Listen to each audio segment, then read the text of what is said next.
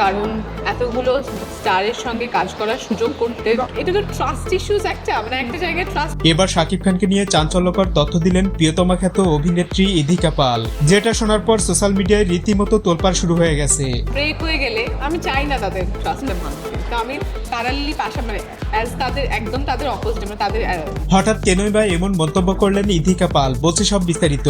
বাংলাদেশের শীর্ষ তারকা শাকিব খানের সাথে মাত্র 2টি সিনেমা করেই জনপ্রিয়তার তুঙ্গে অবস্থান করেন পশ্চিমবঙ্গের এই অভিনেত্রী, যেখানে শাকিব খানের সাথে কাজ করার জন্য বছরের পর বছর অপেক্ষায় থাকে দেশীয় অভিনেত্রীরা। তার সাথে হঠাৎ করেই কিভাবে ছোট পর্দার অভিনেত্রী হয়ে এত বড় বাজেটের সিনেমায় কাজ করার সুযোগ পেল, এমন প্রশ্ন এখন সবার। রিসেন্টলি গণমাধ্যমে একটা খবর ভেসে বেড়াচ্ছে, শাকিবের সঙ্গে সিনেমা করতে গেলে নাকি বিছানা গরম করতে হয়। তবে এই কথার কোনো ভিত্তি খুঁজে পাওয়া যায়নি, কেননা শাকিব খান পূর্বে কখনো এ ধরনের কাজ করেনি। তাছাড়া শাকিবের সঙ্গে যত অভিনেত্রী কাজ করছে শাবনূর থেকে শুরু করে সবাই তাকে নিয়ে ব্যাপক প্রশংসা করেছে।